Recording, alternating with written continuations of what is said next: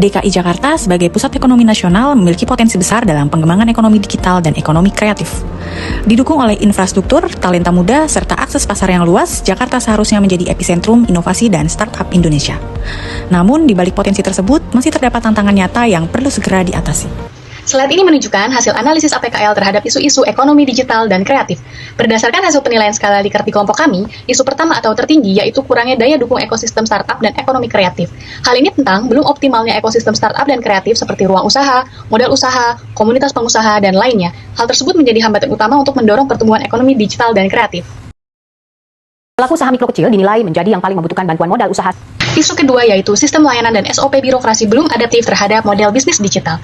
Isu ini memiliki tingkat urgensi lebih rendah, namun perlu tetap diperhatikan agar kebijakan dan layanan publik mampu mengikuti dinamika ekonomi digital. Inilah suasana antrian panjang warga Kabupaten Sukabumi yang akan membayar pajak di Samsat Cibadak, Kabupaten Sukabumi. Membludaknya warga untuk membayar pajak ini terjadi dari pagi hingga siang hari.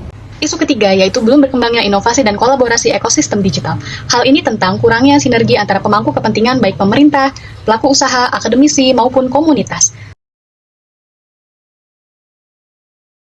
Dalam tahapan analisis ini, kami menggunakan metode Fishbone, di mana kami membuat menjadi 6 akar masalah. 6 akar masalah tersebut adalah materials, methods, machines, measurement, mother nature, dan juga man. Yang pertama, materials, yaitu regulasi belum sepenuhnya adaptif terhadap model bisnis digital baru. Yang selanjutnya, methods, kolaborasi dengan komunitas seperti Asosiasi Startup Indonesia dan juga Kementerian Pariwisata dan Ekonomi Kreatif belum optimal. Dan selanjutnya, yang ketiga, machines, yaitu minim pemanfaatan big data untuk pemetaan potensi ekonomi kreatif dan digital. Lalu yang keempat adalah measurement, yaitu kurangnya monitoring berbasis data real-time terhadap pertumbuhan ekosistem. Dan yang kelima, mother nature, yaitu ketersediaan ruang yang terbatas untuk melakukan kegiatan ekonomi kreatif dan digital. Dan terakhir adalah man, yaitu kurangnya pemahaman tentang model bisnis startup seperti lean startup, venture capital, product market fit. Setelah dilakukan analisis penyebab dari masalah menggunakan metode Fishbone tadi, tahapan selanjutnya adalah melakukan penapisan penyebab masalah menggunakan metode USG untuk menentukan prioritas utama. Metode USG menilai setiap isu berdasarkan 3 aspek, yaitu urgency atau tingkat kebutuhan untuk segera ditangani, seriousness atau tingkat dampak yang ditimbulkan, serta growth atau potensi masalah untuk berkembang semakin besar apabila tidak segera diatasi. Hasil analisis menunjukkan bahwa isu kolaborasi yang belum optimal memperoleh skor tertinggi, yaitu 15 dengan nilai maksimal pada ketiga aspek tersebut. Hal ini menunjukkan bahwa tanpa sinergi yang kuat antara pemerintah daerah, komunitas, kementerian, dan pelaku industri, berbagai program akan berjalan parsial, tumpang tindih, dan kurang berdampak. Dibandingkan isu lain seperti regulasi, kapasitas SDM, maupun pemanfaatan data, kolaborasi menjadi faktor pengungkit utama yang mempengaruhi seluruh aspek ekosistem. Oleh karena itu, penguatan kolaborasi menjadi prioritas strategis dalam mendukung pertumbuhan startup dan ekonomi kreatif secara berkelanjutan.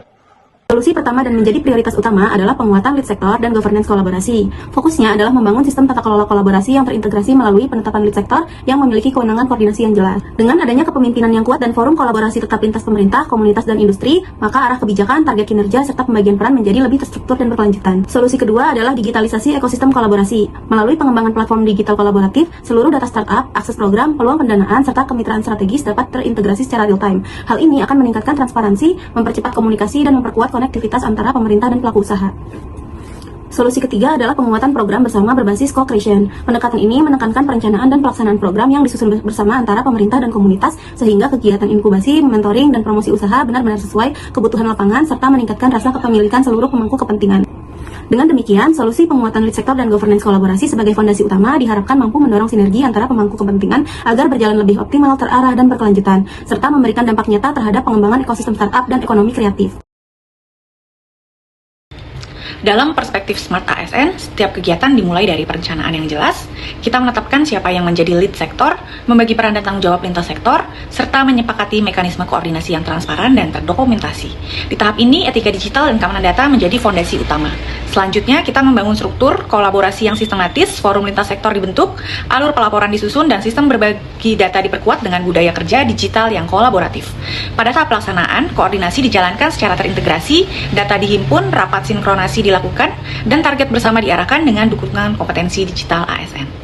Terakhir, dilakukan pengawasan dan evaluasi, kinerja dipantau melalui sistem digital, keamanan data dijaga, dan konsistensi koordinasi dipastikan. Dengan Smart ASN, tata kelola menjadi lebih efektif, kolaboratif, dan akuntabel.